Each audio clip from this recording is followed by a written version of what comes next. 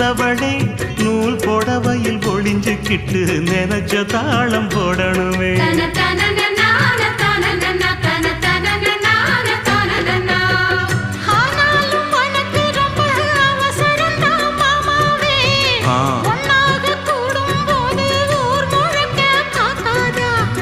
பார்த்தாலும் தவறு இல்ல பனியுறங்கும் ரோசாவே, உன்னால சொத்த வச்ச மூக்குலதான் வைக்காத.